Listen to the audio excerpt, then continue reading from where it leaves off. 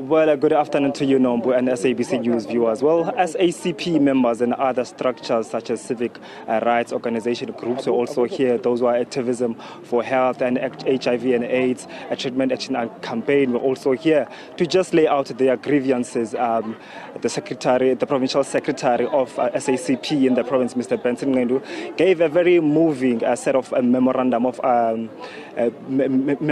to the audience that was here, which seemed to agree with most of the points that he has made to the gatherers that were here. I can tell you now that the members have just dispersed.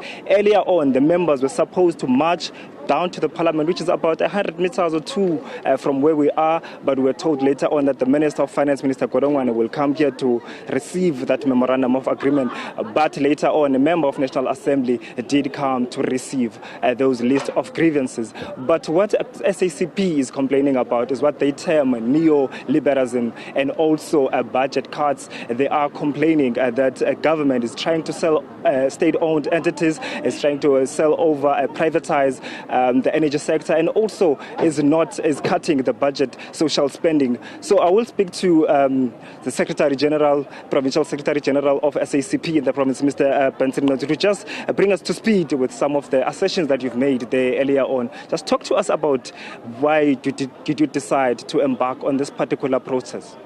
Here, the government who voted to power will today be presenting a medium-term budget policy statement. Now, if indeed that government is the government of the people, for the people, by the people, must therefore attend to the concerns or demands we presented here today, which those demands actually we voted this government to power because of the manifesto of the ANC. And we are saying Minister Godongwana must do the following today. One, abandon the neoliberal auctioning of our state-owned companies, such as Eskom, SAA, Transnet, mentioned by the few, right? Instead, they must be revitalized. They must be repositioned to serve as a backbone of our economy in this country. The second one is that of austerity, called budget cuts, right? That this government must abandon that thing, right? And provide more resources to what? Health, education, the police, defense, etc. Because the inability or refusal to provide such resources deals with weakens the capacity of health institutions to provide services. For example, in many working class clinics and hospitals, there is not even sanitation, no linen. Our people are subjected to long queues. That's nonsense. It must come to an end. And also, the issue of salary increases of workers is important. And we know Bretton Woods institutions such as IMF and World Bank describe social spending to health, education, etc., including an increase of the salaries of workers as regular spending, right? IMF and World Bank don't vote for this government. The workers and the poor vote for this government. So such ought to be attended to. I must also make this point that there has to be full implementation of NHI as well as the rollout of basic income grant.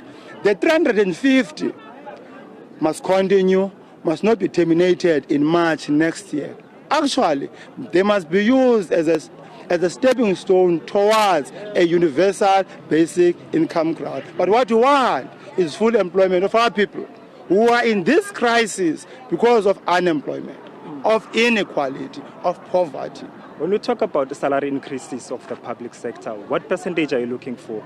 Because according to reports and some financial analysts are saying 6.5% and 7% will put this country under strain in terms of the fiscal policy and also inflation. What are you calling for, and also who must fund it? How can we maneuver around that? The capitalist crisis must not be used as a convenient excuse to deal with the workers. Secondly, the South African Communist Party is not a trade union, right? It's not a trade union, but it believes on the unity of the workers. It believes on the protection of collective bargaining or respect to collective bargaining. and also that this government must meet their demands. And the demands is that of a reasonable increase. Majority union today are rejecting that thing, right?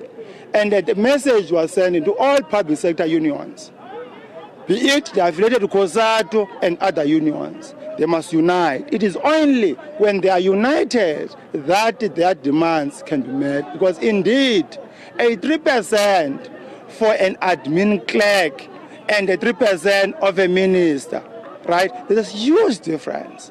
And we can't compare such and say ministers are actually going to be given 3%. It can't be. What is the price of oil, of fish oil today? What is the price of bread today? What is the price of milk today? Majority of our people are made to choose either to eat during the day, meaning lunch, or eat supper. If you eat supper, you're not going to take lunch. That's the reality with the workers, or you resort to criminality. Thank you so much, Mr. Benson. So, Provincial Secretary of COSATU in the province of the Western Cape. I also want to bring in the first Secretary General of SACP nationally. I want you to talk to us about the basic income grant that you spoke about. Who will fund it? The basic income grant, like any other program that responds to the people, is funded on tax and is funded on the proceeds of what we produce as a nation. And in this case, we collect that through tax. So it is that tax that must respond to that. Thank you so much. And also, one would say you are in alliance with the ANC. Do you raise these grievances in your internal engagements, and what do they say? Our continuous responsibility to vanguard the struggle of the working class and the poor, and to ensure that this working class power and the poor is intact, resonate itself in every time. We contest it all the time. So part of the contest that we are having is that we contest the alliance in terms of its policy and its posture and its programs, and fight every program that is detrimental to the working class.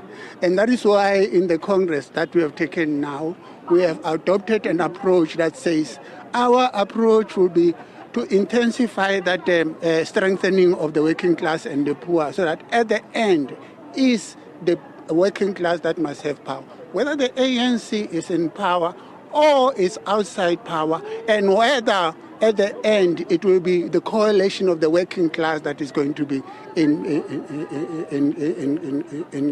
government. Thank you so much, sir. Thank you. First Secretary General of the SACP says, as the SACP, even though they are in the alliance, they continue to be the vanguard of the society and the working class. They were here to articulate some of the grievances that are faced, and also just to give us a picture of the whole country and also the socio-economic standing of the country. They are calling this government a neo-liberal government that is continuing to cut budgets of the different spectrum of social sectors which impact service delivery in this country. They are also calling for increase for the public sector, which is linked to the inflation. And they are also condemning the sale of state-owned entities. From myself, Atule Joka, and my colleague Lukanyo Mazantsana, back to your studio.